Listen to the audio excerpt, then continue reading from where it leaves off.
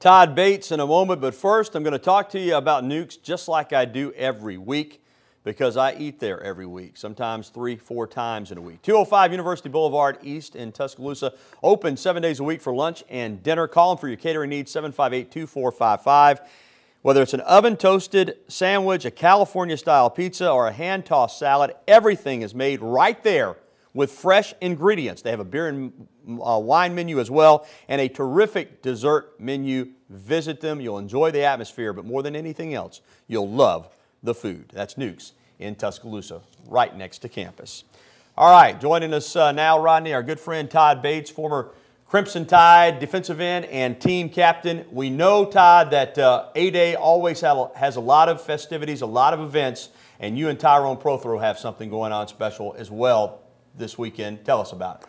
Yes, we're going to be outside of the Houndstooth on Friday from noon to 5, and on Saturday from 9 until 3 o'clock. Tyrone's going to be signing his book Catch and Hold, which he just wrote this year, and I'm going to be having this selling this signature edition T-shirt, which has 6 Bama Legends signature on the back of it, and it's only available for a limited time that day of the A-Day and the day before, and also on my website, toddbates.org. It comes with Van Tiffin, legendary Bama kicker signature. It comes with Tyrone Prothro's signature on there for the ESPY award that he won for the catch.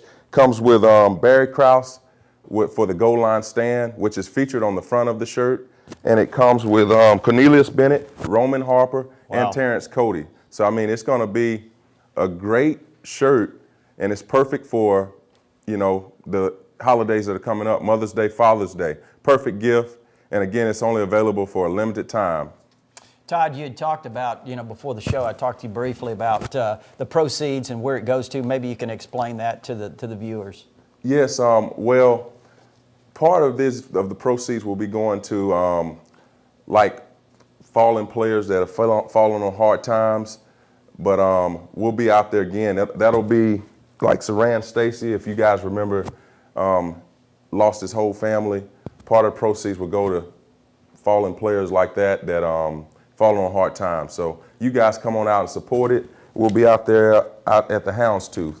So I hope to see a lot of you guys there. Todd, we're going to roll some video of Tyrone Prothro in just a moment, and certainly he's doing well. At the same time, though, this was a guy that some people may not know it. You were a high school teammate with him at Cleveland County High School in Heflin.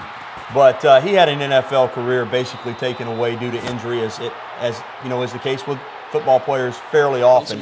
But how is he doing? He's got the book, and I know he has remained in pretty good spirits, hasn't he? He has, man. He's really pushed through it. I mean, you can imagine having as much talent as he did, and having a promising NFL career, just within his grasp.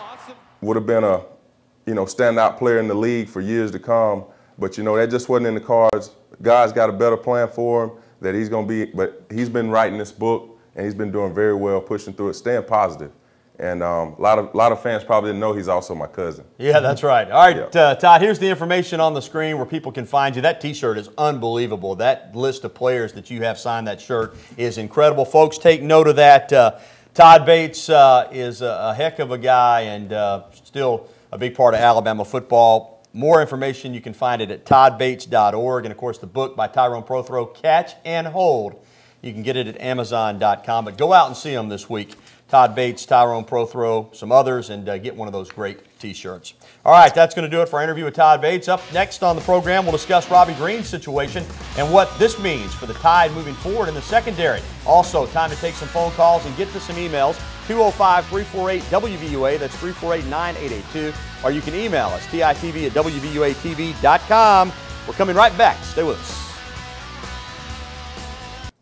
Welcome back, everybody. Some news last week involving defensive back Robbie Green, not positive. On Friday, Coach Nick Saban announced what we thought might happen, that the Tide safety would miss the entire 2010 campaign after being declared ineligible by the NCAA.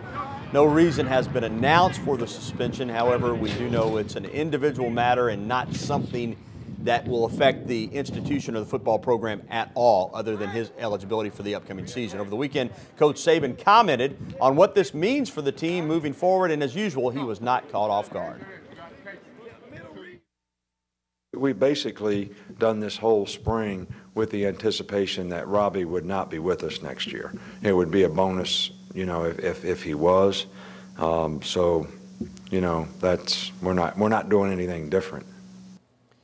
So the Tide was prepared for this, but nonetheless, opposite Barron, he was by far the most experienced safety back there, and now he's gone, and that means whoever's manning that other safety position is going to be playing significant minutes for the first time. Yep, you're right. And, you know, we mentioned Will Lowry, a walk-on, and he has a lot of, you know, certainly knowledge of the defense. And obviously you have Rod Woodson coming back, who was a freshman last year, who played on specialty teams. And so he's certainly going to compete. You have two freshmen coming in, Jarek Williams, Nick Perry.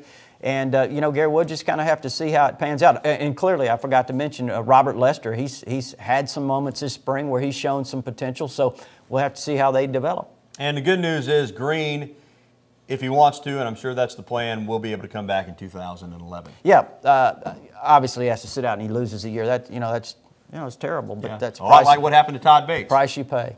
All right, let's go to the phones and talk with Paul in Tuscaloosa first up tonight on the program. Paul, how are you? I'm all right. Good. Go ahead, Paul. Not much. I just want to ask a question about the recruiting on the basketball with Grant for next year. This year coming up.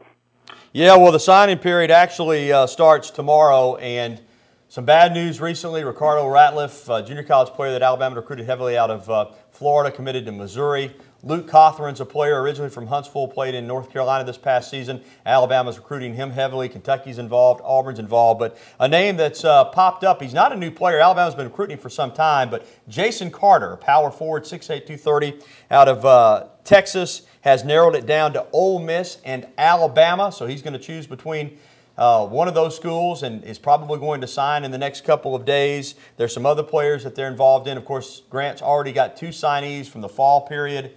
Relaford, a point guard out of Kansas, and Hankerson, a swing player out of Florida. Probably going to sign at least two more. But keep an eye on Jason Carter, 6'8", 230-pound power forward. Wouldn't be shocked at all if he chooses the Crimson Tide. All right, let's talk with Bart. And Bart is in Tuscaloosa. Bart, welcome into the program.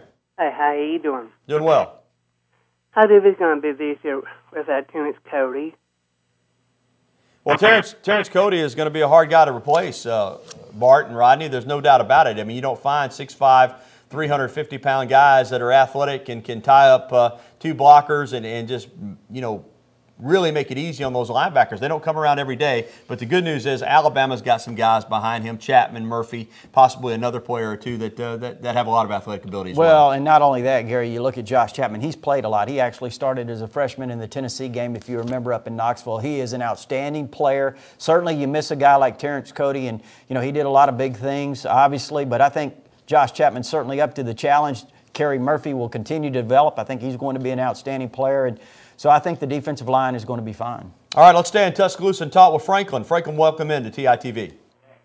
Hello. Hey, Franklin, how you doing? All right, I got a question about Star Jackson. I want to know, is he going to get into playing time or what's the deal on him? Well, Franklin, it's going to be really difficult for Star Jackson, I believe, to get much playing time. First of all, obviously you have Greg McElroy returning. He's not going to be the starter, clearly. And you know, when you look at the backup guys, you have two freshmen. You have a redshirt freshman, A.J. McCarron, who's been in the system for a year. He moved ahead of Star Jackson during the regular season last year, so it's going to be difficult for Star to move past him. And then you've got Phillip Sim, who's an emerging candidate, obviously, with his talent. So I think Star Jackson certainly has an uphill battle. All right, if you'd like to talk with us here on the program, 205-348-9882 is the number. We're going to take a timeout. We're going to come back with more of your phone calls right after this on Tider Insider Television.